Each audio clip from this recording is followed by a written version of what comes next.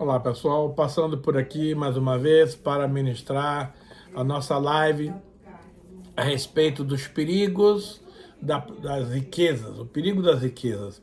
Então hoje nós deveremos estar encerrando essa série e temos estudos maravilhosos a respeito de certos ensinamentos que Deus tem para nós. Antes de começar, eu gostaria de fazer a leitura de um versículo bíblico e em seguida a oração. A palavra está escrita em Provérbios 13, verso 4, que diz assim: o preguiçoso deseja e nada tem, mas a alma dos diligentes se farta. Fecha seus olhos, vamos orar. Pai, muito obrigado por esse momento precioso, quando queremos estar ministrando a Tua palavra, Senhor, para o Teu povo, que o Senhor nos conceda, Senhor, espírito de revelação, espírito de sabedoria, para aprendermos a profundidade desse ensino. Capacite a mim, Senhor, como instrutor dessa palavra, para que dos meus lábios brote conhecimento, revelação e sabedoria. Também te pedimos para aqueles que estão nos ouvindo, nos assistindo, que eles também possam ser mensageiros dessa unção maravilhosa do Espírito Santo, para que nos faça compreender, Senhor, a profundidade desse ensino. E desde já, papai, nós damos a Ti toda a honra, toda a glória e todo louvor, em nome do Senhor Jesus. Amém. Queridos, nós estamos chegando à conclusão desse estudo a respeito do perigo das riquezas. A riqueza é uma bênção, porém, se você não souber administrar a riqueza, ela passa a ser um problema muito sério. E o tema que nós lemos aqui hoje é muito interessante, que ele diz assim, ó: o preguiçoso deseja e nada tem, mas a alma dos diligentes se farta. Amado, Deus não gosta dos preguiçosos. Deus vai nos dar aqui, logo em seguida, um exemplo de como a gente pode ser diligente para conquistar todas as coisas, para agradar o nosso Deus. Então, querido, se você não gosta muito de trabalhar, eu tenho uma péssima notícia para te dar. Você vai estar desagradando inteiramente ao nosso Deus, porque Deus gosta dos diligentes, dos trabalhadores, Ele gosta das pessoas que buscam um aperfeiçoamento, treinamento, aprendizado, para que você possa alcançar as coisas lindas que Deus preparou para você e para mim. Mas eu quero ler um texto aqui muito lindo, que está em Provérbios 6, do verso 6 ao 11, que ele diz assim, ó: vai ter com a formiga, ó preguiçoso, considera os seus caminhos e ser sábio. Não tendo ela chefe, nem oficial, nem comandante, no estio, prepara o seu pão, na cega, ajunta o seu mantimento. Gente, que coisa extraordinária. O Senhor Deus cita para nós um exemplo muito maravilhoso das formigas. E ele alega-nos o porquê desse comportamento sábio das formigas. Ele diz assim, ó: vai mandar você ter com a formiga. Mas o que eu tenho a ver com a formiga? Tudo, né?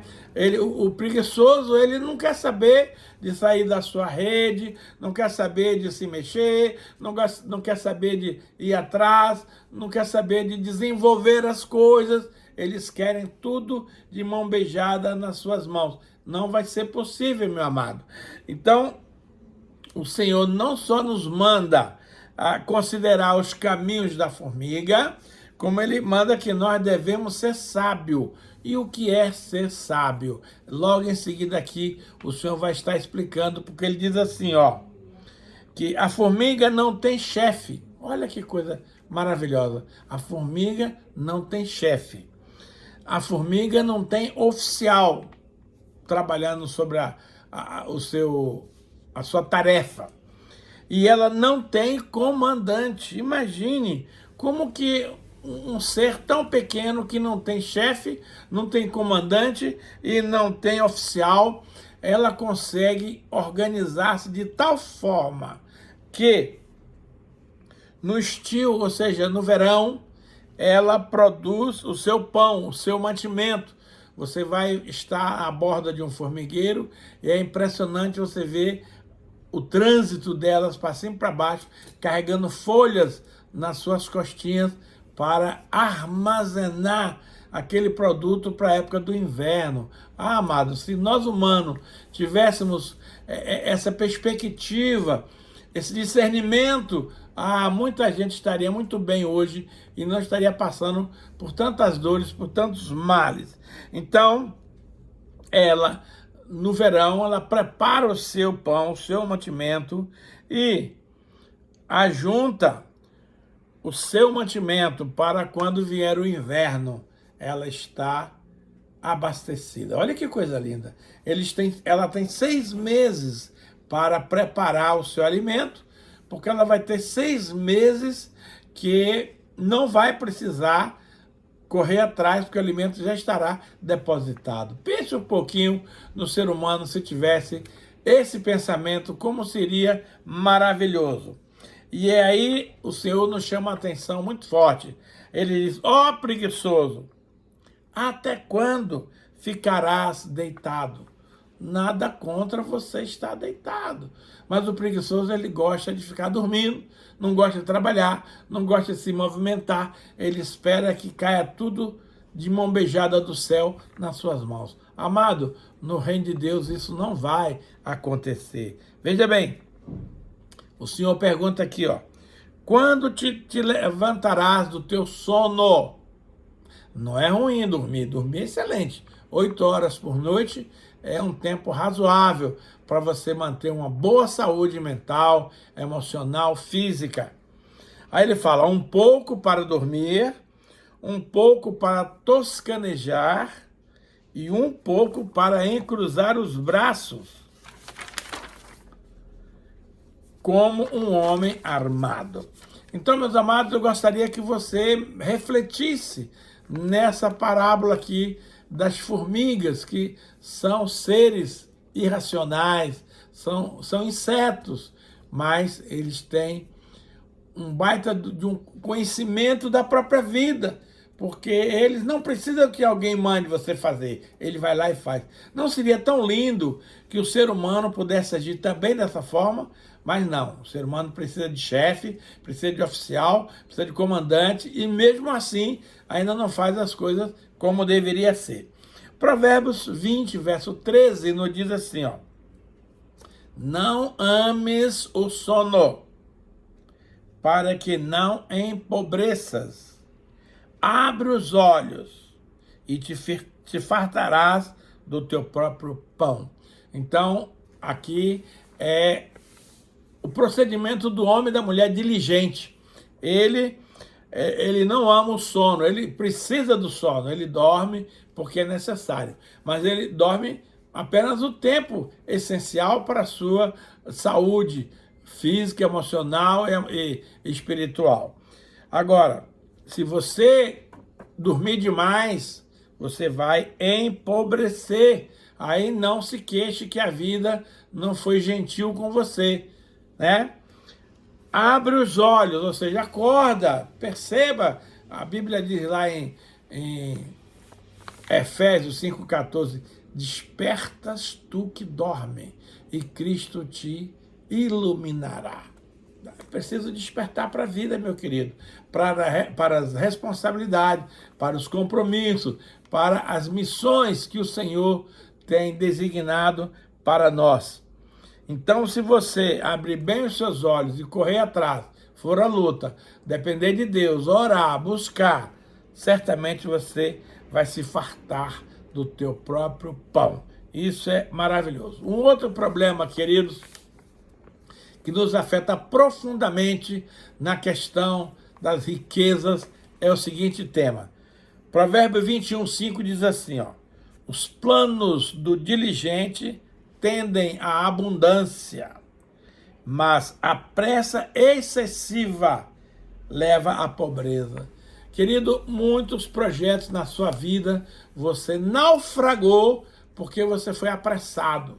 Tem um ditado popular que diz que o apressado come cru, ou seja, ele não tem paciência de esperar o alimento ser cozinhado até o ponto de estar apto para a degustação. Então, veja só, a pressa excessiva. Querido, deixa eu te dizer algo muito sério sobre isso. Deus levou 6 dias para construir o mundo e no 7º dia ele descansou de toda a sua obra. Agora, deixa eu lhe dizer algo. Deus, poderoso como ele é, ele poderia fazer o mundo em um só dia. Mas, por que Deus gastou 7 dias para construir o mundo? Simplesmente para deixar exemplo para você e para mim. Nós precisamos aprender a viver cada dia a sua luta, a sua batalha, a sua dificuldade.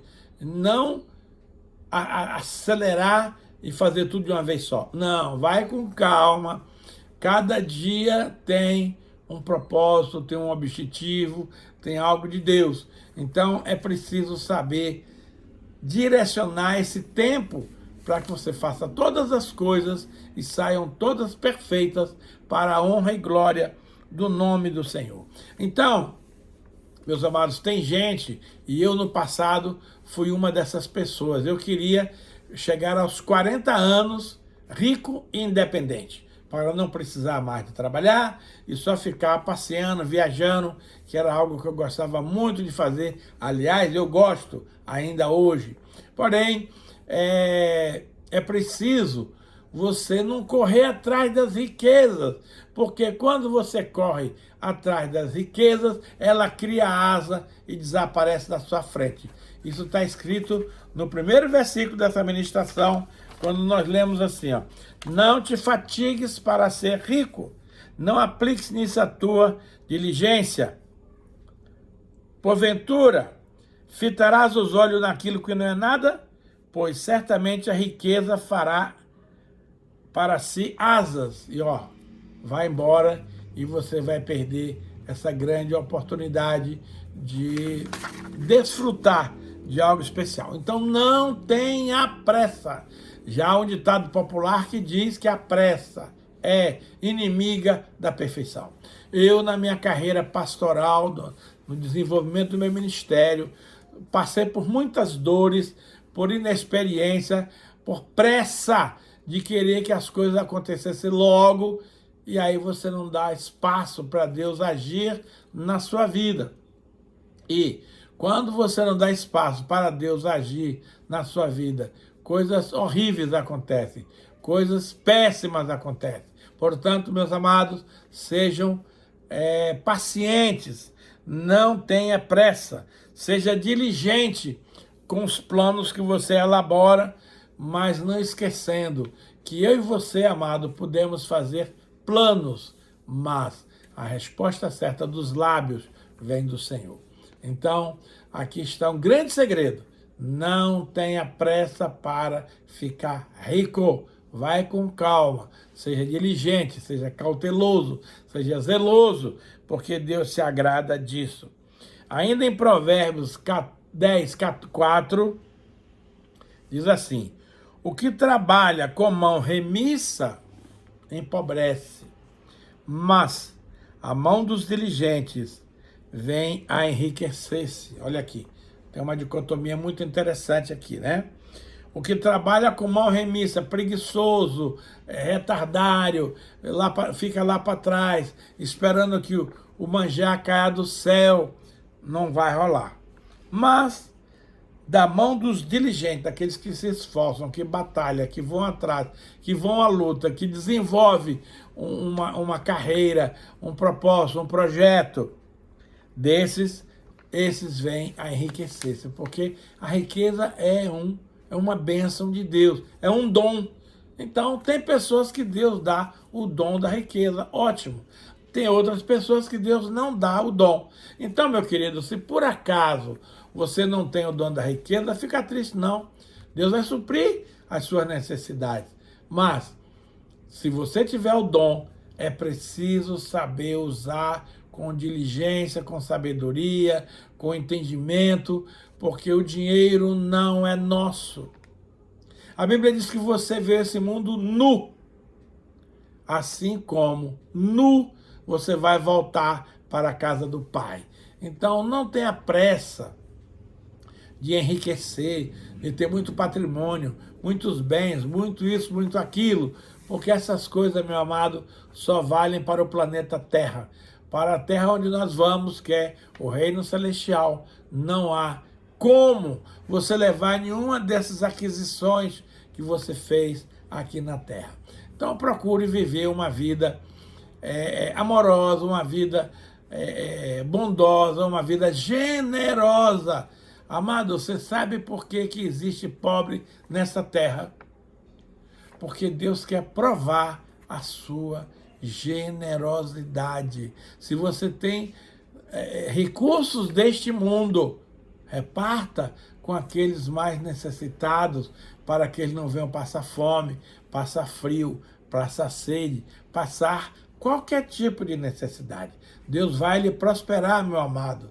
Se você tiver um coração voluntarioso, um coração generoso, um coração bondoso, que se condói, que se compadece daqueles menos necessitados. Então, glorifica ao Senhor por você ser um homem ou mulher inteligente, diligente, próspera, onde Deus tem lhe dado de tudo, mas não se preocupe somente com o entesourar tesouros, mas procure diligentemente distribuir isso, repartir com os que não têm nada, porque assim você vai ter cada vez mais. A Bíblia diz que quanto mais você dá, mais Deus te recompensa. Você não vai ficar pobre porque você repartiu seus bens com aqueles necessitados. Deus se agrada tanto da sua atitude, do seu proceder, que certamente Ele vai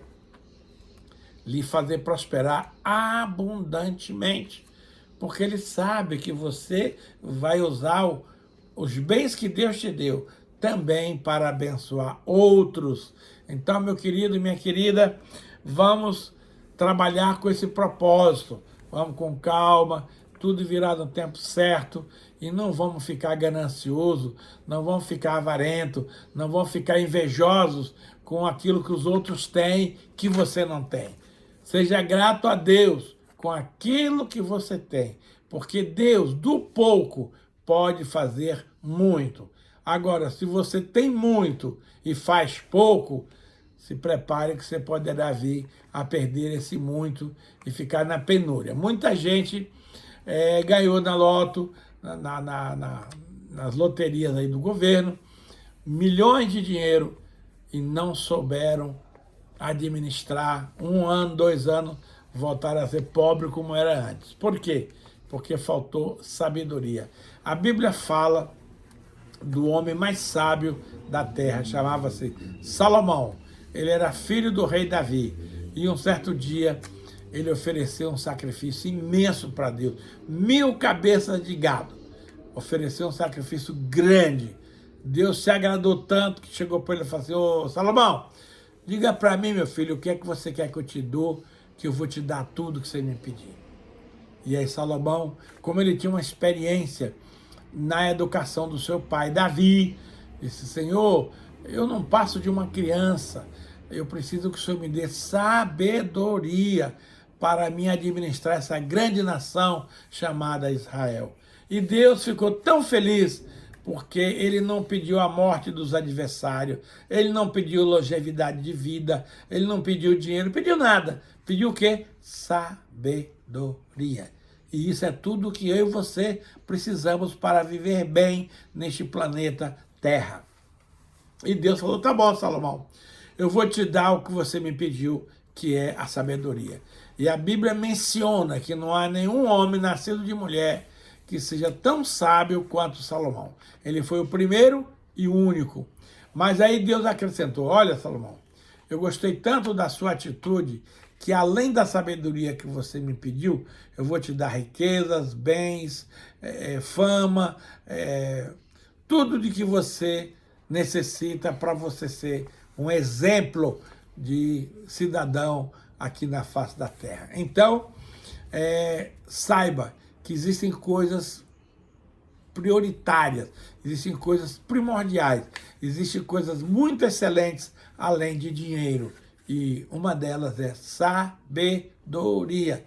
Tudo na vida, eu e você, precisamos de sabedoria para viver, para ajudar os outros e para ser exemplo aqui na face da terra. Eu quero lembrar para os meus queridos que hoje nós vamos ter ceia. Então, que você já vá, desde já, preparando aí o seu pão e o seu suco de uva, porque ao final dessa ministração eu vou estar orando, consagrando os elementos, e nós poderemos cear juntos para a honra e glória do nome do Senhor Jesus Cristo. Queridos, eu quero te dizer algo que pode parecer até paradoxal, mas é a mais pura verdade. Olha só, Deus se alegra na prosperidade de seu povo. Então, se Deus manda você ter precauções com relação às riquezas, a Bíblia diz que Deus se alegra quando os seus filhos prosperam. Portanto, eu quero lhe dizer, meu amado, que prosperidade é um projeto de Deus para a sua vida. E se você não está vivendo isso, eu quero lhe recomendar assistir as ministrações anteriores a esta, que estão ali no YouTube, AP Eliezer e a JPV, e você vai ver, vai repetir essas ministrações sobre o perigo das riquezas, e você vai saber como ter a verdadeira riqueza, como ser próspero, como ser abençoado, sem culpa, sem preocupação nenhuma, mas pelo contrário, Deus lhe proporcionando tudo de bom e do melhor para a sua vida, porque Deus ama a prosperidade na vida dos seus filhos. Olha o que nos diz a palavra. Salmo 35, 27, diz assim, ó: cantem de júbilo e se alegrem os que têm prazer na minha retidão. Deus é um Deus reto e justo.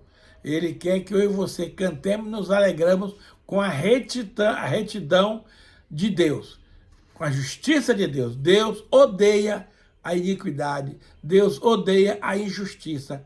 E se você é filho de Deus, a parte da iniquidade, todos aqueles que amam ao Senhor. Ele diz assim: e digam sempre, olha só, glorificado seja o Senhor, que se compraz na prosperidade do seu servo. Se compraz, se alegra.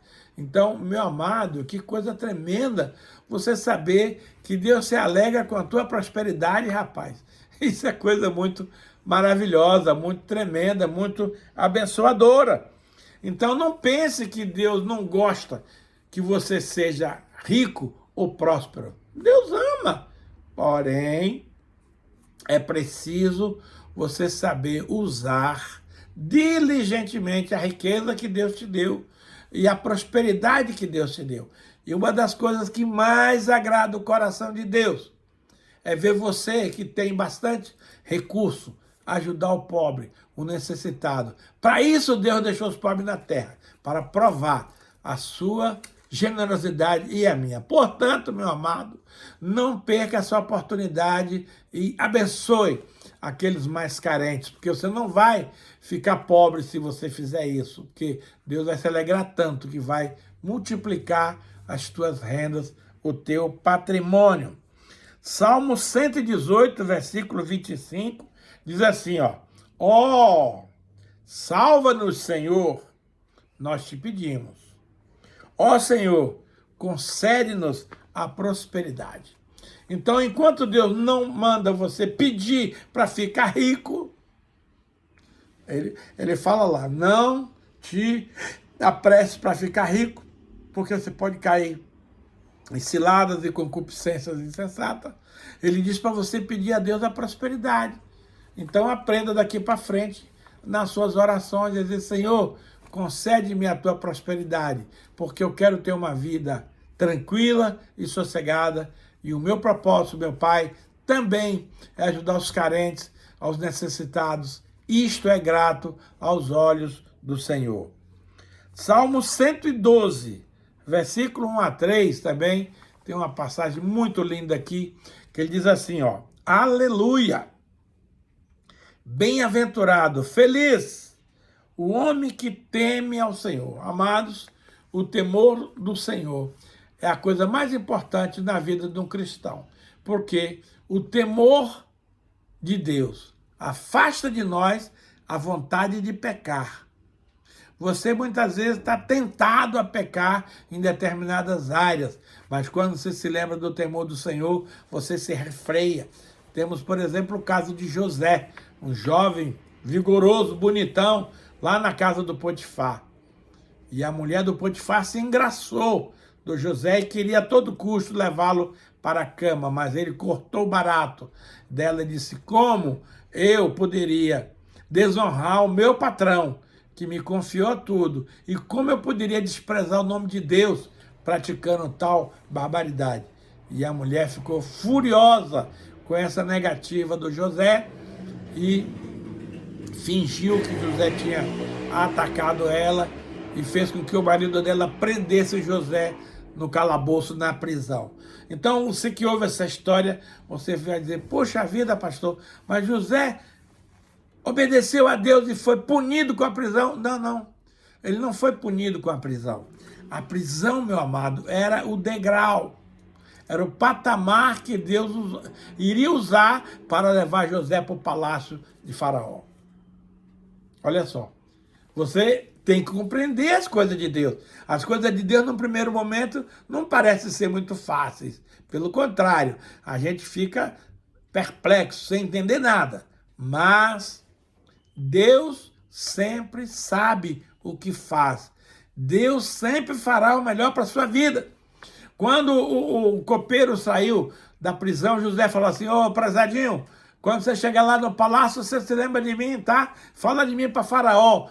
O cara ficou no palácio, meus amados, 2 anos e nem sequer falou nada. Mas, no dia que Faraó estava preocupado com o sonho dele e viu que nenhum dos seus sábios, nem seus adivinhos, poderiam interpretar o sonho, aí aquele copeiro se lembrou de José lá da prisão. E chegou assim: ô, Faraó, o negócio é o seguinte, ó, há 2 anos atrás eu fui preso e fui liberado do senhor porque eu não tinha culpa. E lá na prisão um camarada interpretou os sonhos meu e do padeiro. E ele disse que o padeiro ia morrer e que eu ia ser restituído. Exatamente aconteceu. Então, diante desse testemunho, Faraó mandou chamar José lá na prisão. E Josézinho fez a barba, tomou banho, se preparou todo e foi lá falar com Faraó. E já ficou no palácio já como primeiro-ministro do Egito. Cara, isso é muito sério. Aí eu quero te lembrar lá atrás que se José tivesse dormido com a mulher de Faraó, com a mulher do comandante da guarda de Faraó, ele podia estar até hoje lá dormindo com essa mulher como escravo. E ninguém ia saber, porque a mulher não ia dar com a língua no dente e tal. Mas o que é que aconteceu? José teve o temor de Deus no coração. E por causa desse temor, ele não traiu o patrão dele e não traiu o Senhor. E Deus é um Deus recompensador daqueles que lhe obedecem. Então, pelo fato de José cumprir a palavra, obedecer a Deus, aí Deus levou ele para a prisão, não como punição, porque o tempo que José permaneceu na prisão, ele ficou sendo o chefe da prisão. Ele é que comandava tudo lá. Então, onde quer que José estava, ele era chefe.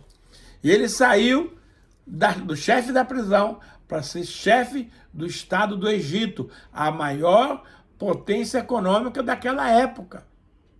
Então, por que José chegou nesse ponto? Claro, tinha um propósito disso. Deus tinha dado a ele palavras que prometia a ele essa situação. Porém, ela aconteceu de fato, ou seja, o trampolim que ele precisava para chegar ao palácio de Faraó era estar na prisão e ter contato lá com o copeiro, que foi poupado e voltou a trabalhar para Faraó. Então, o versículo 1 diz assim: bem-aventurado o homem que teme ao Senhor e se compraz nos seus mandamentos. Se alegra. Os mandamentos de Deus não são penosos, embora eles possam nos colocar na linha, e no primeiro momento você acha que não foi legal, que não é isso, não é aquilo, mas Deus sempre sabe o que faz. Então aqui você está vendo que nós, além de obedecermos ao Senhor, nós precisamos se alegrar em cumprir os mandamentos de Deus. E nesse aspecto, o temor do Senhor nos leva a esse ponto. Aí ele continua dizendo aqui, versículo 2. A sua descendência será poderosa na terra. O homem que teme ao Senhor e ama os seus mandamentos, ele vai ter uma descendência poderosa na terra. Será abençoada a geração dos justos. Ou seja, toda a família desse homem que teme ao Senhor. Eu gosto muito do Salmo 128, que é o salmo que fala da família. E eu sou um patriarca, querido, além de ser pastor, eu tenho uma família muito linda que Deus me deu, com 3 filhos e 5 netos, são joias raríssimas.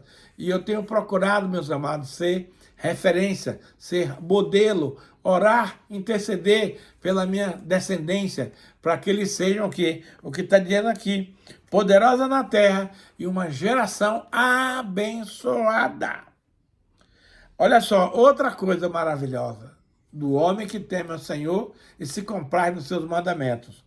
Na sua casa há prosperidade e riqueza, e a sua justiça permanece para sempre. Então, como é poderoso, como é precioso o homem que teme ao Senhor, em primeiro lugar.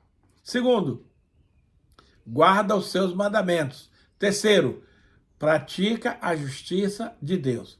Esse homem terá uma descendência poderosa, e graças a Deus que os meus descendentes têm essa linhagem do Senhor de prosperidade, de ser poderoso, de ser bem-sucedido em tudo aquilo que eles fazem, e de ser uma geração, porque os meus netos vêm na mesma bênção, e os meus bisnetos virão também, porque eles fazem parte de uma árvore genealógica, cujo patriarca teme ao Senhor, e ama a sua palavra, e ama a sua justiça. Essa é minha oração para você que está me assistindo neste momento.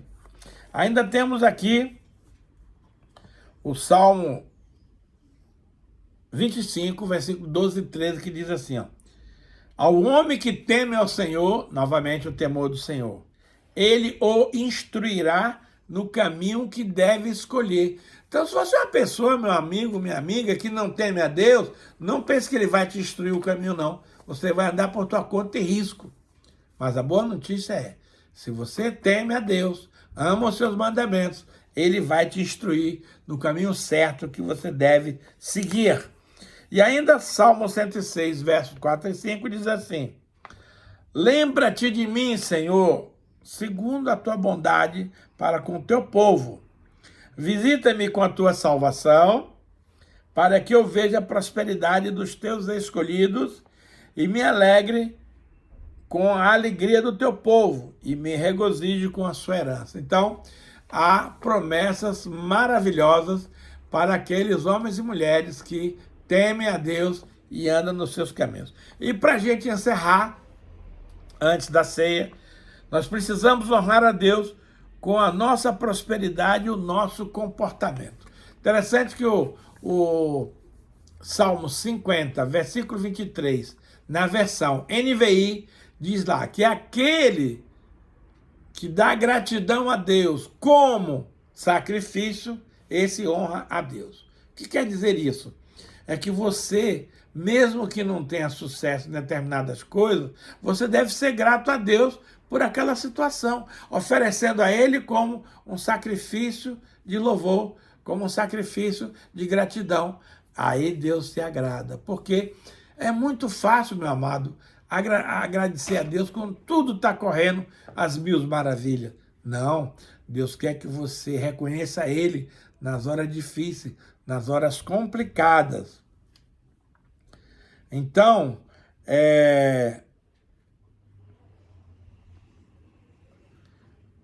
Provérbios 3, 9 e 10 diz assim, ó: honra ao Senhor com os teus bens e com as primícias de toda a tua renda. Querido, a primícia pertence ao Senhor. Um dia do mês é o valor da tua primícia. Se você ganha 3 mil reais por mês, você tem que tirar um dia só, um dia, 100 reais, e entregar para o Senhor como oferta de primícia. Nunca mais vai faltar nada na tua casa. Isso não anula o dízimo e não anula as ofertas, são coisas diferenciadas. Mas esse camarada está dizendo aqui que a nossa primícia é a única coisa que honra a Deus. Você gostaria de honrar a Deus? Eu sim. Então dê da sua primícia para o Senhor, que Ele vai ficar muito feliz com a sua atitude.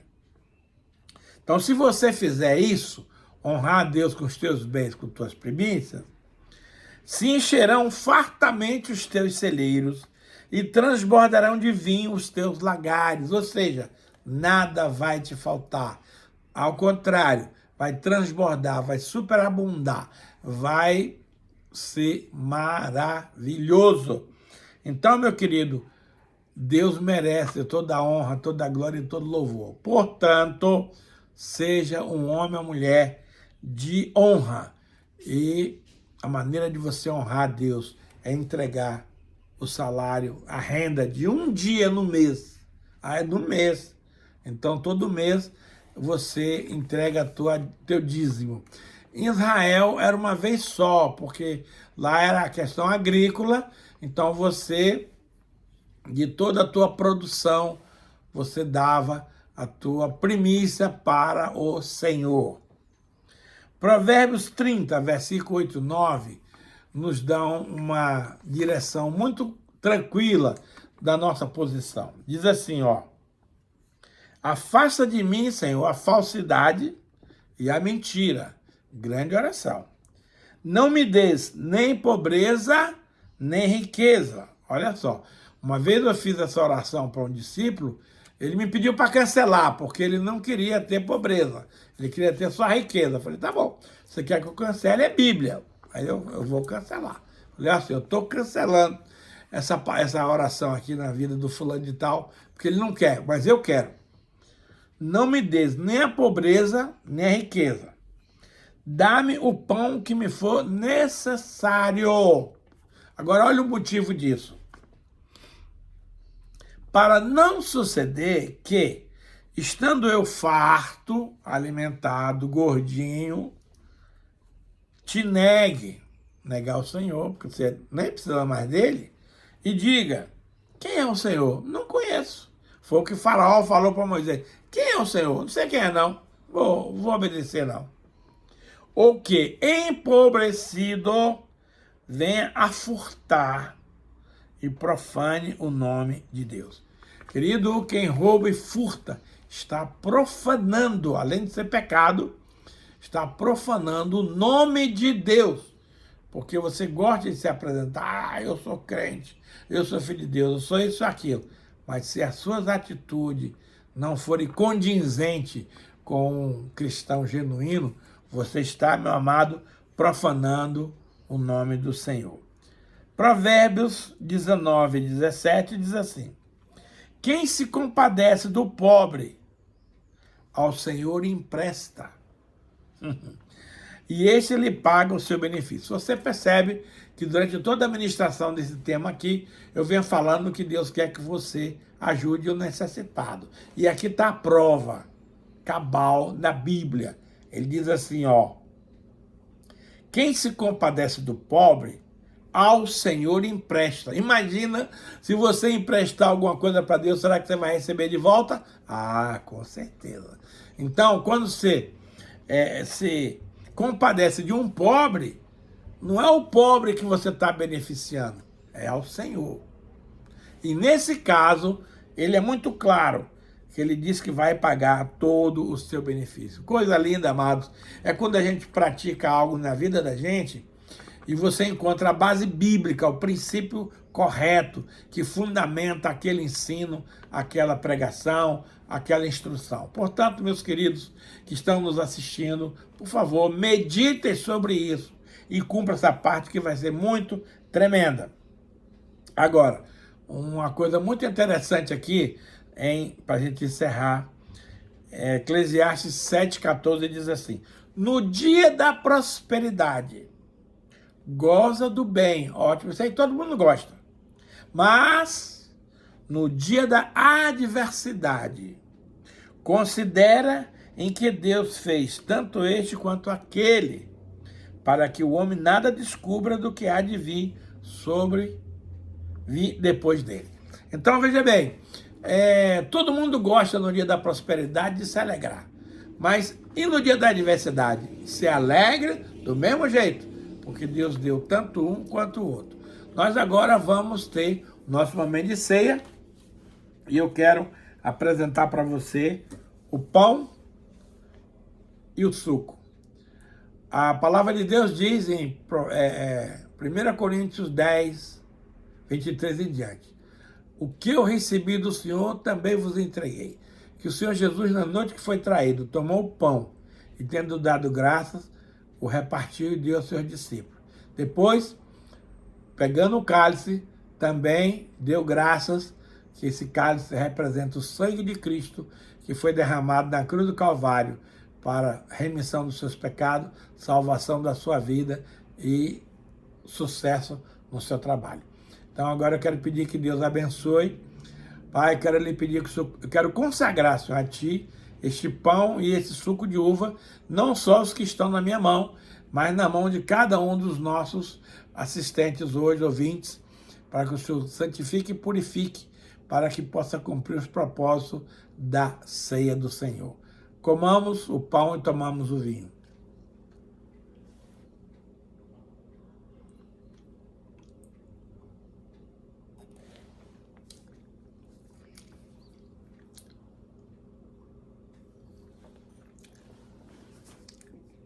Senhor, abençoa todos aqueles que tiveram o privilégio hoje de participar da mesa do Senhor, comendo do corpo de Cristo, tomando o vinho de Jesus, o sangue de Cristo, para a remissão de pecado. Nós queremos fazer, Pai, renovação da nossa aliança com o Senhor. Queremos anunciar a morte de Cristo até que Ele volte. Queremos anunciar a nossa comunhão com os irmãos da igreja e anunciamos também, Senhor, as bodas do Cordeiro. Que venha, Pai, esse dia glorioso, quando vamos estar na glória, juntamente toda a igreja com o Senhor Jesus, celebrando as bodas do Cordeiro. E hoje, nessa ceia, nós estamos remetendo esse fato e relembrando disso. Também quero dar oportunidade aos amados de fazer um Pix. Deixa eu ligar aqui. Aqui vão aparecer os dados para você fazer o seu Pix, uma oferta de gratidão, uma oferta de amor para o Senhor. Querido, eu quero te dizer que Deus não precisa do seu dinheiro, mas eu e você precisamos semear para colher.